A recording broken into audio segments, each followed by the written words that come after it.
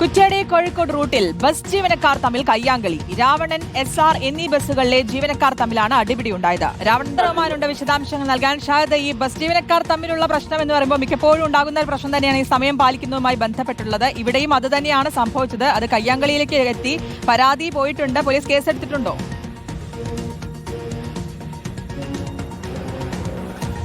ശ്രുതി, ഇത് ഇന്നലെയാണ് ഈ സംഭവം നടക്കുന്നത്. നമുക്കറിയാം, ഈ ബസ്സുകാരെ സംബന്ധിച്ചിടത്തോളം, പ്രത്യേകിച്ച് സ്വകാര്യ ബസ് ജീവനക്കാരെ സംബന്ധിച്ചിടത്തോളം ചെറിയ സമയത്തിന്റെ വ്യത്യാസത്തിലായിരിക്കും പലപ്പോഴും ഈ വലിയ രീതിയിലുള്ള സംഘർഷങ്ങളിലേക്ക് കാര്യങ്ങൾ എത്തിച്ചേരാറ്. ഇത്തരത്തിൽ സമാനമായിട്ടുള്ള ഒരു സംഭവമാണ് കഴിഞ്ഞ ദിവസം കോഴിക്കോട് കുറ്റ്യാടി റൂട്ടിൽ നടന്നിട്ടുണ്ടായിരുന്നത്.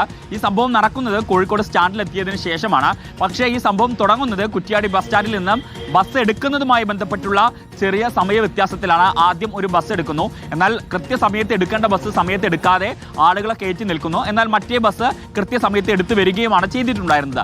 ഇതിനെ ചൊല്ലിയാണ് ഈ കോഴിക്കോട് നഗരത്തിലുള്ള ബസ് സ്റ്റാൻഡിൽ എത്തിയ ഘട്ടത്തിൽ പരസ്പരം അങ്ങോട്ടും ഇങ്ങോട്ടും കൊമ്പ് കോർത്ത് പരസ്പരം കയ്യാങ്കളിയിലേക്ക് കാര്യങ്ങൾ കൊണ്ടുചെന്നെത്തിയത് എന്ന് വേണം നമുക്ക് മനസ്സിലാക്കാൻ. ഈ രാവണൻ ബസ്സിലുള്ള കണ്ടക്ടർക്കും ഒപ്പം തന്നെ ഡ്രൈവർ ഉൾപ്പെടെയുള്ള ആളുകൾക്കാണ് മർദ്ദനമേറ്റുള്ളത്. SR ബസ്സിലെ ജീവനക്കാരാണ് ഈ മർദ്ദിക്കുകയും ചെയ്തിട്ടുണ്ടായിരുന്നത്.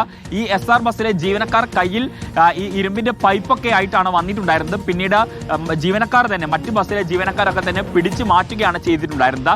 ദൃശ്യങ്ങളിൽ കാണുന്നത് പോലെ തന്നെ ഏറെ നേരം ഈ വാക്കേറ്റവും കയ്യാങ്കളിയും നീണ്ടു നിന്നു എന്നുള്ളതാണ്. കേട്ടാൽ അറക്കുന്ന തരത്തിൽ അസഭ്യ വർഷങ്ങളും ഇരുഭാഗത്തു നിന്നും അങ്ങോട്ടും ഇങ്ങോട്ടും ഉണ്ടായി എന്നതും നമുക്ക് ഈ ദൃശ്യങ്ങളിൽ വളരെ വ്യക്തമാണ്. എന്തായാലും സംഭവവുമായി ബന്ധപ്പെട്ട് ഇപ്പോൾ പോലീസിൽ പരാതി നൽകിയിട്ടുണ്ട്. പോലീസ് അല്പസമയത്തിനകം ഇവരെ വിളിച്ചു വരുത്തി ചോദ്യം ചെയ്യും എന്നുള്ളതാണ് നമുക്ക് മനസ്സിലാക്കാൻ സാധിച്ചിട്ടുള്ളത്.